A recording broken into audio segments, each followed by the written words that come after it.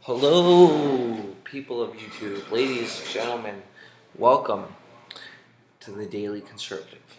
I'm your host, Theo Dregic, and today we're going to be looking at a topic that divides a lot of people. Not because it's a controversial topic, but because of the application of the way that the topic is used. Now, that doesn't make a lot of sense, I'll explain. Today's topic will be global warming, and we'll specifically be going into the issue of the Paris Accord, which has been raising a few eyebrows here and there accordingly, but I'll be going into how actually pulling out of the Paris Accord is going to save the US a lot of money, as well as the actual issues with the Paris Accord itself. So, welcome.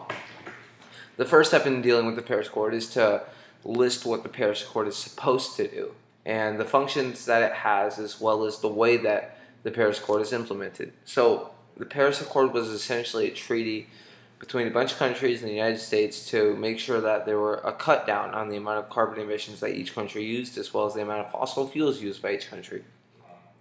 The way that this was done was essentially each country would put money into this kind of holding facility, if that makes any sense, that would distribute money to each country that needed it in order to help cut down on these emissions.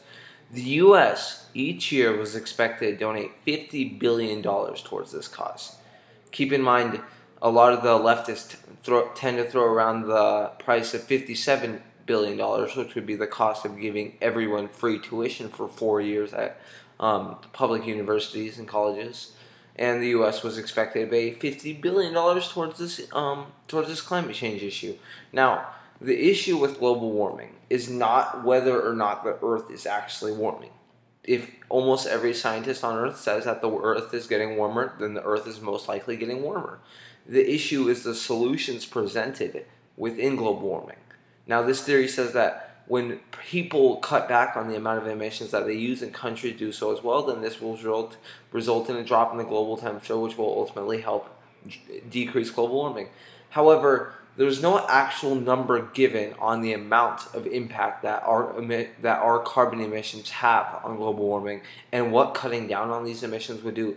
Ultimately, it's simply saying, oh, we figure that cutting down on these emissions will cut down on global warming. However, we cannot precisely state how much or what effect will it have, if any, on the carbon emissions. We'll get back to that later. However, the Paris Accord. So there were two main issues with the Paris Accord. First of all, each country did not have to follow the promise that it gave to cut back on carbon emissions. For example, China made a promise to cut back on carbon emissions. They've been using more carbon emissions than ever before. Other countries have done the same. This is because of the second issue found with the Paris Accord. There's no mechanism to ensure that each country will follow the Paris Accord. There's no punishment mechanism. There's no threatening of the U.S. stopping funding the Paris Accord if the other countries refuse to comply. This means that countries essentially have the opportunity to say that they'll conduct themselves according to the Paris Accord and choose not to do so while receiving funding. Now, it's basic logic. If the person that you're promising to give you money is going to give you money regardless of whether or not you follow through with something, why would you stop? Why would they stop? And they haven't.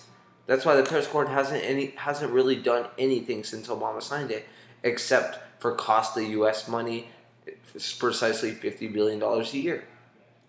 So, going back to this entire issue of the Paris Accord, there's a hypothetical situation. What if, Theo, what if you're overlooking the morality of these countries? What if every single country on that list decided, yes, we're going to follow exactly what the Paris Accord says, even though they don't have to, but yes, we'll follow what it says. If every single country in this Paris Accord, according to a couple of studies that have been released recently, if every single country followed through with this, it would have 1/10 of a degree of Celsius impact within the year 2100.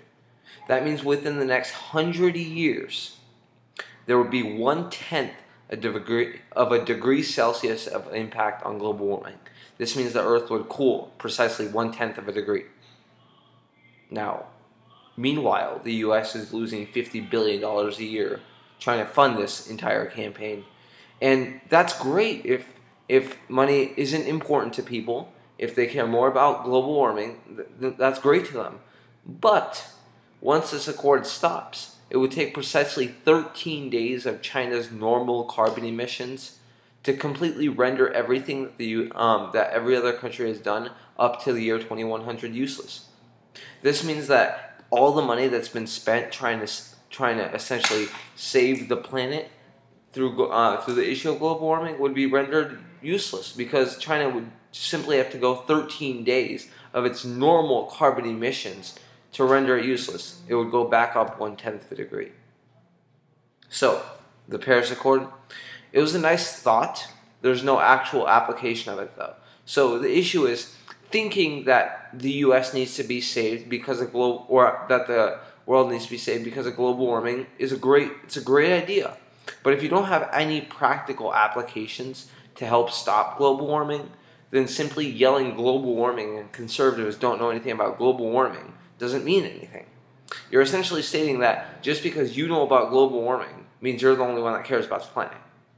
Other people care about the planet too. We just care about helping the citizens within the planet first through practical application. So today we went through the Paris Accord and the issue of, we touched upon the issue of global warming. I'll do another video on that another day. I just wanted to say thank you guys for all the support that you're giving me. Sorry, I've been out of town the last couple of days, so I haven't been able to upload it. But I will be getting back to uploading daily, because then my name, the Daily Conservative, wouldn't really mean anything.